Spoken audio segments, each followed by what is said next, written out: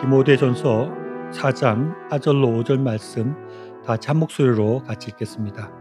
하나님께서 지으신 모든 것이 선함에 감사함으로 받으면 버릴 것이 없나니 하나님의 말씀과 기도로 거룩하여 지민이라. 여러분들은 기독교인으로 산다는 것이 무엇이라고 생각을 합니까? 교회를 다닌다 하는 것이 기독교인의 삶의 전부는 아닐 것입니다. 저는 아주 어릴 때부터 교회를 다녔는데 어릴 때에는 교회 다니는 것이 기독교인으로 사는 것의 전부였다고 할 수 있는데 자라면서 참된 신앙을 가지게 되고 그때부터는 교회만 다니는 것이 기독교인의 삶이 아닐 것이다 하는 생각을 하고 기독교인이고 내가 그리스도인인데 그렇다면 나는 어떻게 살아야 되는가 하는 고민이 늘 있었습니다. 그런 고민과 그런 질문이 제가 신학교를 가게 되는 동기 중에 하나가 되기도 했습니다. 저는 이 질문들을 아주 오랜 시간 해왔고 그에 대한 저의 답도 점점 구체화되어졌습니다. 결론적으로 결론은 아니고 지금 현재 생각하는 기독교인의 삶, 그리스도인의 삶은 소명을 따라서 사는 삶이고 하나님께서 우리에게 주신 소명을 이루어가는 것이 기독교인의 삶이고 그리스도인의 삶이다 하는 그런 결론에 도달하고 그렇게 지금 생각을 정리하고 있습니다. 그래서 저는 늘 소명에 대해서 자주 말을 합니다.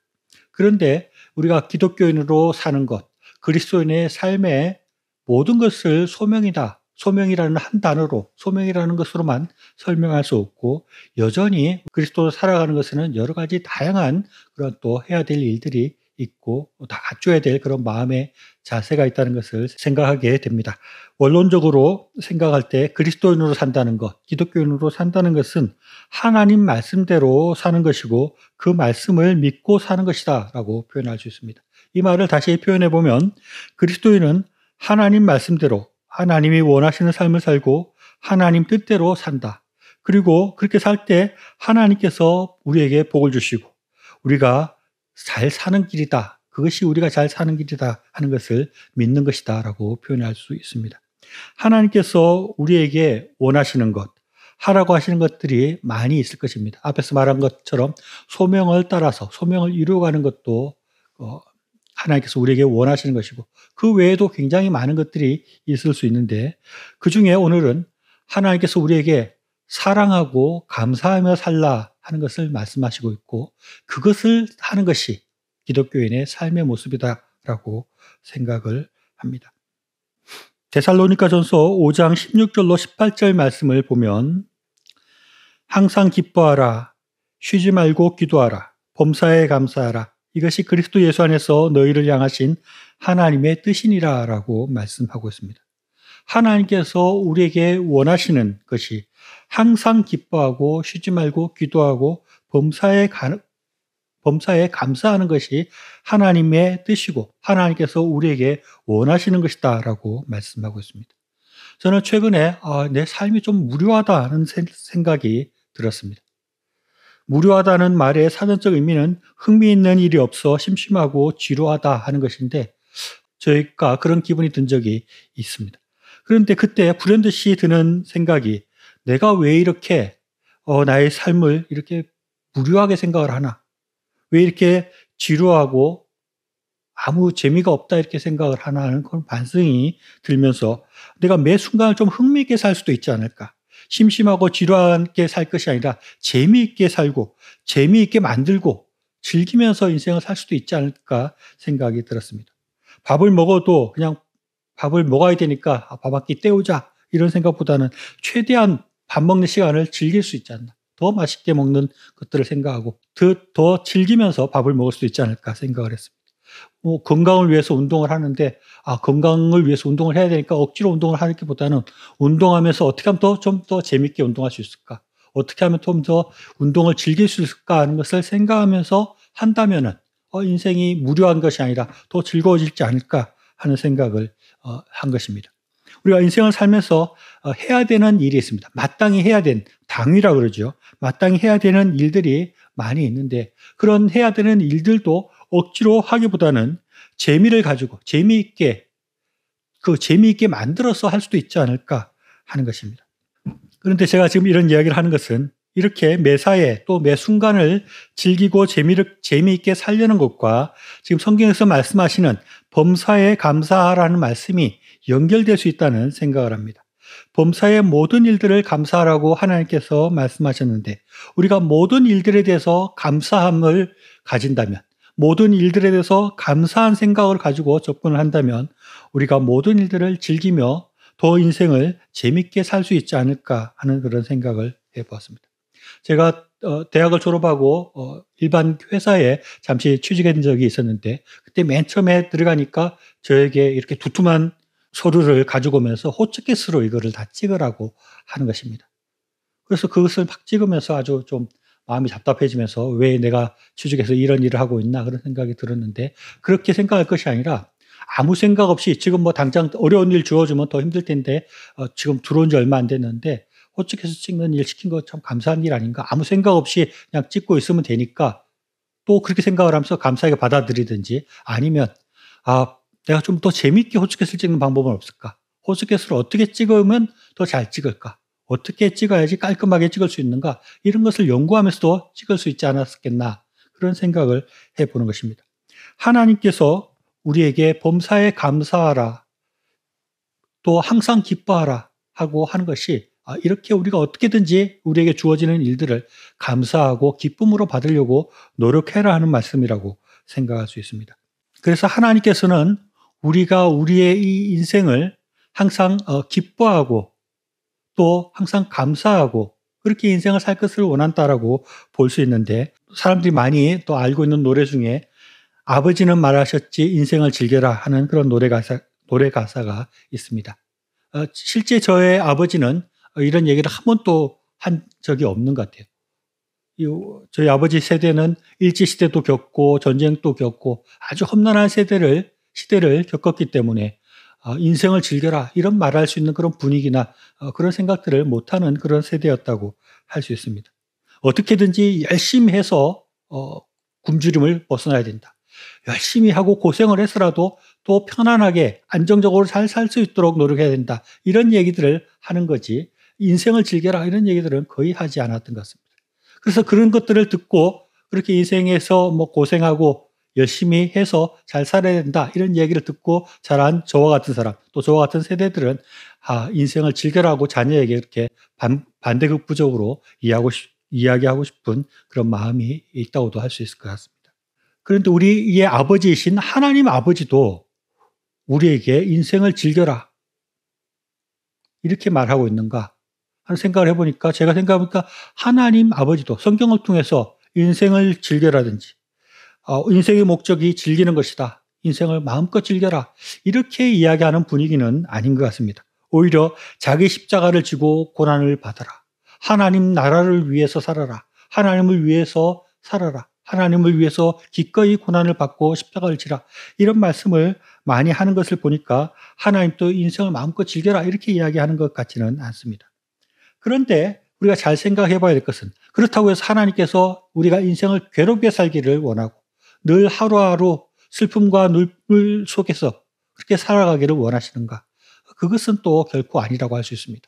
왜냐하면 하나님께서 우리 사람들을 창조하시고 이 세상을 만드셨는데 하나님께서 만드신 사람들이 하나님께서 만든 이 세상 가운데 이 세상을 아주 즐겁게 재밌게 편안하게 이렇게 잘 살기를 하나님께서 원하신다고 할 수 있을 것입니다. 하나님께서는 우리에게 할 일을 주셨습니다. 하나님의 일을 하라. 하나님 나라를 위해서 살아라 라고 말씀하셨는데 그 하나님 나라를 위해서 살아가는 것, 하나님을 위해서 살아가는 것, 또 다르게 말하면 소명을 이루기 위해서 살아가는 삶을 살아야 되는데 그냥 흥청망청 아무 목적 없이 사는 것이 아니라 그렇게 하나님 나라를 위해서 하나님을 위해서 하나님께 주신 소명을 위해서 살아야 되는데 그 소명을 위해서 살거나 하나님 나라를 위해서 사는 삶이 그냥 괴롭고 힘든 그런 삶이 아니라 하나님께서는 그 삶 가운데 항상 기뻐하기를 원하시고 감사하기를 원하시고 그 삶을 즐기기를 원하셨다라고 할 수 있습니다. 인생을 즐겨라라고 말하는 그 사람의 아버지도 인생을 흥청망청 아무 목적 없이 살라고 하지 않았을 것입니다. 자기의 인생의 목적을 위해서 무언가를 이루기 위해서 열심히 살라라고 말을 하고 그것을 이루기 위해서는 살아가지만 그 가운데 매 순간순간 인생을 즐기면서 살라고 말씀하신 것처럼 하나님께서도 우리에게 하나님 나라를 위해서 우리가 열심히 살아가지만 그 순간순간 가운데 감사하며 기뻐하며 살라고 그렇게 말씀하고 있습니다. 그런데 우리가 이것은 잘 알겠는데 내 마음 가운데도 그렇게 살아야 되겠다는 생각이 드는데 막상 그렇게 살려고 하면은 그것이 쉽지가 않은 것입니다. 인생 가운데 늘 어려운 일들이 생기고 힘든 일들이 생기고 괴로운 일들이 생기고 도대체 너무 아무 재미가 없는 그런 상황들이 우리에게 드는 것. 지루하고 힘들고 아주 무료한 그런 시간들이 우리에게 주어질 수 있는 것입니다. 이런 것에 대한 답을 오늘 읽은 본문에서 주고 있다고 생각을 합니다.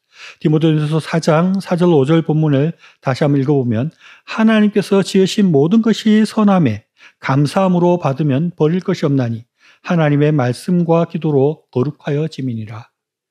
이 말씀은 혼인과 우상 제물에 대해서 언급하면서 하신 말씀입니다. 하나님께서 지으신 것은 그것이 혼인이든 음식이든 모든 것이 선하다는 것입니다. 하나님께서 지은 모든 것들이 우리에게 주어졌을 때 그것은 이미 선한 것이다. 왜냐하면 하나님께서 우리에게 주신 것이고 하나님께서 선하게 만드신 것이기 때문이다라고 말씀하고 있습니다. 그래서 기본적으로 우리는 우리에게 주어지는 모든 상황들, 모든 그 순간들에 감사할 수 있고 감사함으로 그것을 받아들여야 하는 것입니다. 그래서 앞에서 말한 것처럼 우리에게 주어지는 일들, 우리에게 주어지는 그런 상황들, 그런 시간들에 대해서 우리가 감사로 그것을 받을 수 있는 것이고 그래서 감사하려고 노력을 해야 한다는 것입니다. 사람들은 생각하기에 따라서 많은 것들이 변하게 됩니다. 사람의 그 마음이 오히려 중요할 수 있다는 것입니다. 그 상황이 아니라 나의 마음이 어떠한가에 따라서 우리가 감사와 기쁨으로 받아들일 수 있는 일들이 많이 있다는 것입니다. 예전에 뉴질랜드에서 생활하셨던 어떤 분의 얘기를 들어보니까 그분이 처음에 뉴질랜드에 갔을 때는 자연환경이 너무 아름답고 그래서 너무 즐거웠다는 것입니다. 그때 또 가장 좋았던 것이 푸른 초원 위에 양떼들이 이렇게 지나가는 것을 보면 너무나 평화롭고 너무나 아름답게 보였다는 것입니다. 그런데 뉴질랜드에서 한 2, 3년 정도 살다 보니까 뉴질랜드 생활이 힘들기도 하고 안 좋은 면도 있고 뉴질랜드 자체에 대해서 뭐 회의도 들고 이렇게 될 때는 초원의 양떼가 이렇게 기어가는 것이 지나가는 것이 마치 구더기가 지나가는 것처럼 보이더라는 것입니다. 양떼가 잘못이 없습니다. 양떼가 변한 것이 없습니다. 양떼는 그저 똑같이 푸른 초장 위에 이렇게 왔다 갔다 할 뿐인데 사람의 마음에 따라서 그것이 너무나 아름답고 평화롭게 보일 수도 있고 사람의 마음에 따라서 그것이 구더기가 지나가는 것처럼 아주 지겹게 보이고 나쁘게 보이고 안 좋게 보일 수도 있다는 것입니다. 그래서 우리는 우리의 마음이 어떠한가 하는 것이 중요하다는 것입니다. 우리의 마음먹기에 따라서 어떤 것이 좋게 보일 수도 있고 나쁘게 보일 수도 있다는 것입니다. 그래서 5절에서 하나님의 말씀과 기도로 거룩하여 지민이라 라고 이렇게 말씀하고 있습니다. 우리가 살아가면서 어떤 문제들이 너무 안 좋게 보이고 도대체 그것을 감사로 받을 수 없고 이 상황을 도대체 기쁨으로 맞이하지 못하게 되는 그런 순간이 생기게 될 때 우리가 말씀과 기도로 그것을 거룩하게 할 수 있다는 것입니다. 우리가 말씀을 열심히 읽고 기도할 때 우리의 마음이 변화되어져서 구더기가 기어가는 것처럼 보이는 그 양떼가 다시 아름답게 보이게 할 수도 있다는 것입니다. 우리의 많은 순간들이, 많은 상황들이, 많은 시간들이 우리가 열심히 하나님 앞에 기도하고 하나님 말씀 가운데 살게 될 때 우리의 마음이 변해져서 모든 것들을 감사함으로 받을 수 있게 되고 모든 일들을 기뻐할 수 있는 그렇게 변화시킬 수 있는 것이 우리의 마음이고 하나님께서 그런 은혜를 우리에게 주신다는 것을 말씀하고 있습니다. 그래서 우리는 모든 일들 가운데 항상 기쁨을 잃지 않도록 감사를 잃지 않도록 노력을 해야 되는데 우리를 가장 힘들게 하는 것은 그런 사물들이 아니라 사람일 경우가 많이 있습니다. 어떤 상황들은 조금만 마음을 바꿔 먹으면 그게 좋게 보이기도 하는데 사람이 괴롭히는 것은 참 극복하기가 어려운 것입니다. 미운 사람이 있는데 그 마음은 쉽게 해결되지 않은 경우가 많이 있는 것입니다. 그래서 보통 직장을 그만두는 사람들이 일이 힘든 것보다는 사람들과의 관계가 안 좋아서 사람들이 너무 미워질 때 할 수 없이 직장을 그만두는 경우가 많은 것입니다. 베드로전서 4장 7절로 8절 말씀에서는 만물의 마지막이 가까웠으니 그러므로 너희는 정신을 차리고 근신하여 기도하라. 무엇보다도 열심으로 서로 사랑할지니 사랑은 허다한 죄를 덮느니라 라고 말씀하고 있습니다. 만물의 마지막이 가까웠으니 정신을 차리고 근신하고 기도하라. 그리고 서로 사랑하라고 말씀하고 있습니다. 예수님께서도 말세에는 사람들이 서로 미워한다고 말을 하고 있습니다. 미워하게 된다고 말을 했습니다. 세상에 말세가 가까워질수록 우리의 마음 가운데 미움이 더해지는 것이고 우리가 살아갈수록 우리의 마음에 미움이 더 생길 수가 있습니다. 그럴 때 우리는 더 열심히 기도함으로 더 열심히 정신을 차리고 기도함으로 우리가 사랑을 가지고 다른 사람의 허물을 덮을 수 있다고 말씀하고 있습니다. 성경에서는 정신을 차리고 근신하여서 기도하라 라고 말씀하고 있습니다. 우리가 정신을 조금이라도 놓게 되면 사랑할 수 없게 되는 것입니다. 정신을 차리고 근신하여서 긴장하여서 마음을 바로잡아서 사랑할 수 있도록 그렇게 해야 된다는 것입니다. 자칫 잘못하면 우리의 마음은 미움으로 빠져들게 됩니다. 왜냐하면 악한 마귀 사탄이 우리에게 늘 미움을 부추기고 사람을 사랑하지 못하도록 만들고 있기 때문에 우리는 더욱더 마음을 분명히 붙들고 깨어서 사랑할 수 있도록 노력해야 됩니다. 그리고 8절 말씀을 다시 보면 무엇보다도 열심으로 서로 사랑할지니 사랑은 허다한 죄를 덮느니라. 열심으로 서로 사랑해라. 그냥 사랑하는 것이 아니라 열심히 사랑하려고 노력을 해야 한다는 것입니다. 그렇게 할 때 우리가 허다한 죄를 덮을 수 있다고 하는 것입니다. 우리가 미워하는 사람들 대부분 허물이 있습니다. 그 사람한테 허물이 있고 잘못이 있고 그렇지만 우리가 열심으로 사랑하려고 노력하게 될 때 그래서 우리 마음 가운데 사랑이 많아지게 될 때 그 허물을 덮을 수 있는 것입니다. 그가 비록 잘못하고 나쁜 부분이 있고 하지만 우리의 마음 가운데 사랑이 커지게 될 때 그 허물을 덮고 그 허물이 없는 것처럼 그렇게 만들 수 있다는 것입니다. 우리는 우리에게 주어진 삶을 이렇게 사랑을 가지고 우리의 이웃들의 허물을 덮으면서 기뻐하며 감사로 나아갈 수 있어야 됩니다. 우리는 인생을 흥청망청 살아서는 안 됩니다. 우리는 분명한 하나님께서 우리에게 주신 소명을 따라서 하나님을 나라를 위해서 하나님을 위해서 열심히 살아가야 됩니다. 그러나 그 살아가는 그 과정이 힘들고 괴로운 삶이 아니라 매 순간순간을 감사하며 기뻐하며 즐기면서 살 수 있습니다. 우리가 더욱더 기도해서 또 하나님의 말씀 가운데 살아서 우리의 가운데 늘 모든 문제들을 감사로 받아들일 수 있고 늘 모든 시간들을 기뻐할 수 있고 모든 사람들에 대해서 사랑으로 그들의 허물을 덮으면서 사랑하며 감사와 기쁨을 잃지 않는 그런 삶을 살아가야 하겠습니다.